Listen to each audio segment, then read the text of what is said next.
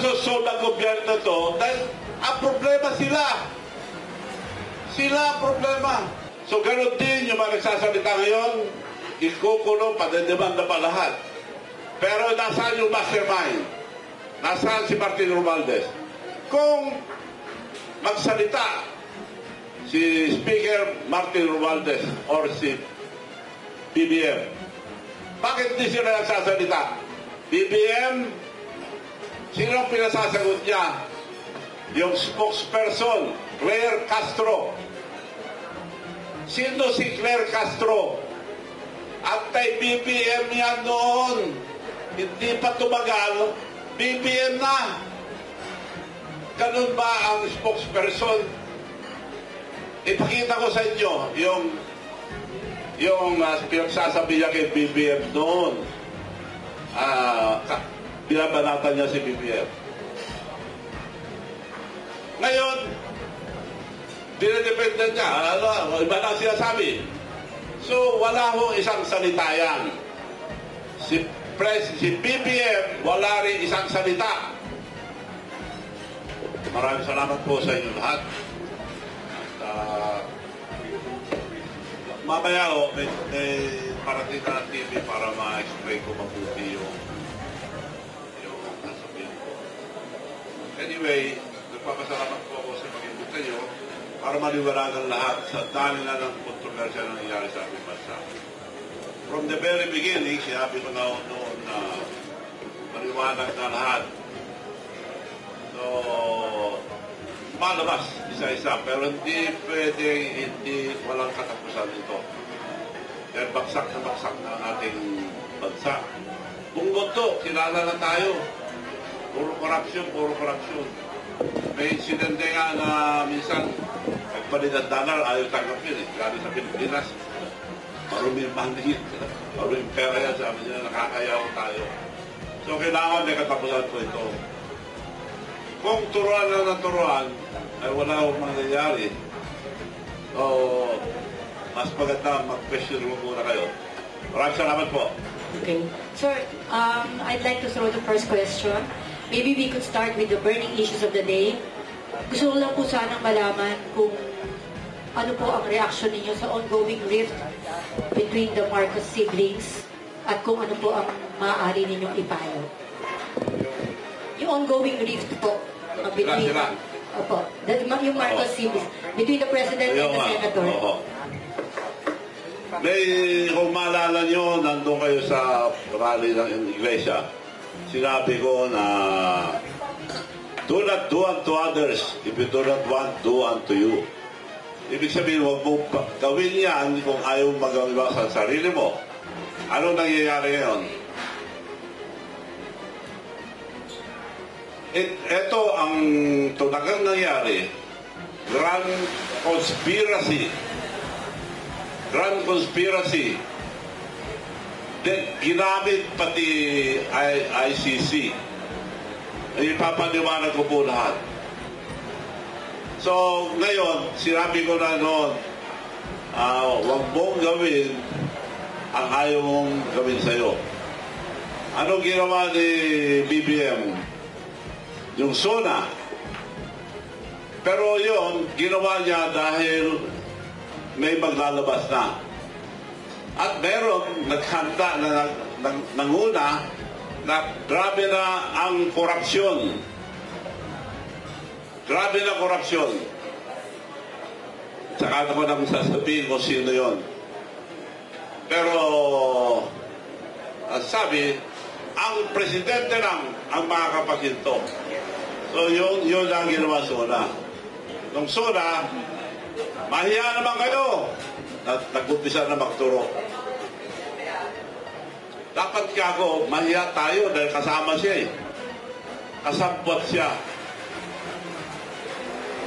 Tatlo lang ang ipaliwanag ko po muna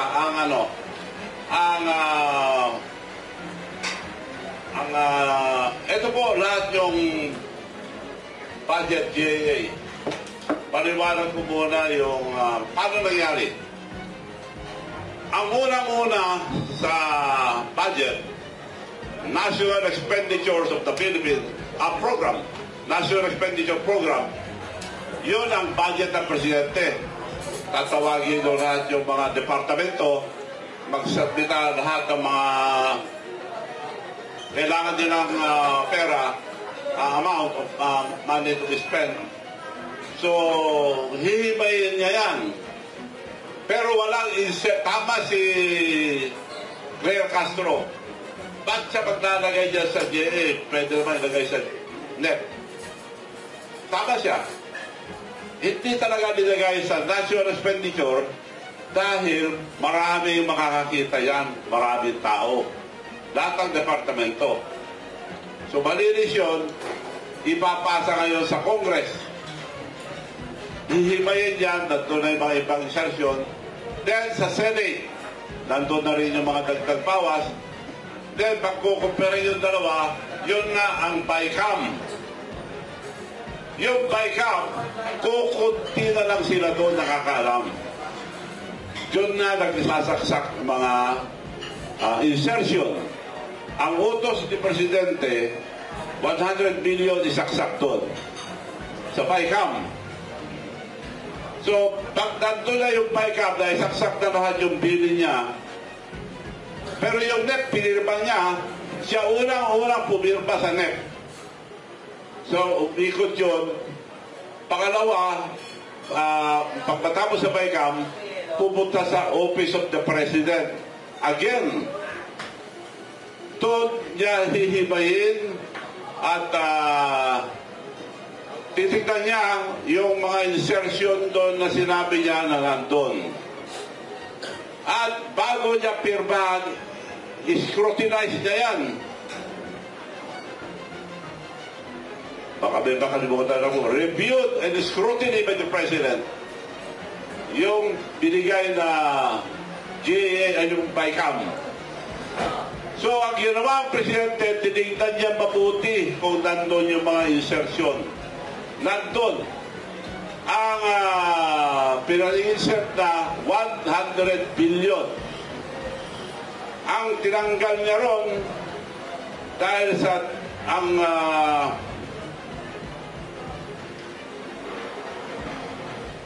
ang tinanggal na niya ron 26 billion. Pero sa public roads and highways, ang tinanggal niya ron na nandun yung mga insertion is 1,500,000 lang. 1,500,000 lang tinanggal niya. So, ang insertion na nandun ay 999 or 99.5. Yung 100 million 1.5 million lang tinanggal niya. So siya nagtanggal sa nung sinabit niya sa kanya. At nagtanggal din ng 26 billion pampaganda pampalistik. Pero yung insertion 1,500,000 lang. Naka-record po lahat yan. Para hindi tayo mabudol. Ngayon, ang ginagawa niya, yung tanong mo, binibintangan niya lahat, binibintangan niya lahat, huwag lang ubabasahan niya. Wala na katapusan yan, bibitawan niya lahat yan. Ang dami ng binanggit ni Saldico. O, tinanggal na naman si Persamin at pangandaman sa Tinoro Saldico. Bakit hindi niya magalaw-galaw si Speaker Mitra? Ay,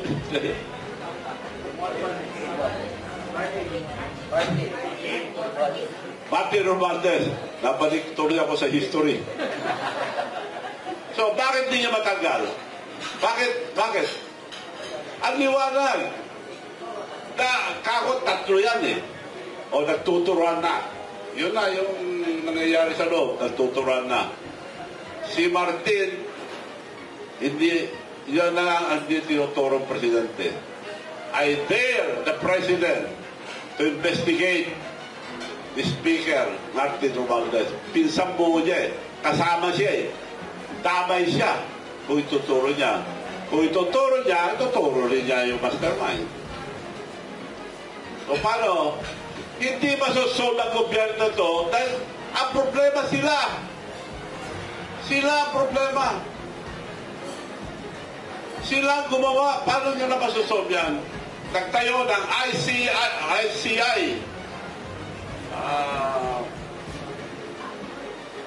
Anong tawag ito? ICI? Independent Commission on Infrastructure. Siya nagtayo. Yung Chairman Reyes, unang inimbestigahan na sila Diskaya. Ilagay mo lahat yan, yung mga binibigyan pera. Linagay, dami. Itumpisan niya sa unang nilagay nila, Calatrava. Ay, hindi mo pwedeng ilagay yan. Sino si Calatrava? Ang asawa niya, kapatid. At asawa niya, Josephine, kapatid ng asawa ni Speaker. And si Calatrava, siya ang Office of the President for the Visayas. Siya involved yan. Pinatanggal ni Chairman Reyes. Paano ka? Anong mangyayari doon? May sinabi pa doon, 20 million, pinatayo yung maraming radio station ngayon ni Speaker Martin Romualdez. Pinagawa sa amin po yung isang radio station niya, 20 million. Hindi mo pwede ilagay dyan. Nawala lahat. Paano nyo, how do you trust that kind of commission? O sila mismo. At saka kinulong si Diskaya dahil iba na sinasabi. So ganun din yung mga nagsasalita ngayon, ikukulong, padedemanda pa lahat. Pero nasaan yung mastermind? Nasaan si Martin Romualdez? Kung magsalita si Speaker Martin Romualdez or si BBM, bakit hindi sila nagsasalita? Mahirap po pag sinungaling. Ipapakita ko sa inyo lahat mamaya. Wala pa ba? So, mahirap po pag sinungaling. Kaya hindi sila makasagot. Press release si Martin Romualdez. Nag-press release lang. My conscience is clear. Totoo yun. Walang konsensya yan sa mga ginawa nila. Si BBM, sino ang pinasasagot niya? Yung spokesperson, Claire Castro. Sino si Claire Castro? Anti-BBM yan noon. Hindi pa tumagal, BBM na. Ganun ba ang spokesperson? Ipakita ko sa inyo yung pinagsasabi niya kay BBM noon. Binabanatan niya si BBM. Ngayon, dinedepende niya. Iba na sinasabi. So, wala ho isang salita yan. Si BBM, wala rin isang salita. Ako po, may isang salita. Kung may kasalanan ako, pakukulong po ako. Kusa akong pakukulong. May pakita ko sa inyo mamaya pagdating yung TV kung paano ang nangyayari sa ating bansa. So yun ang sagot ko sa sabi ko. Nagtuturan na eh.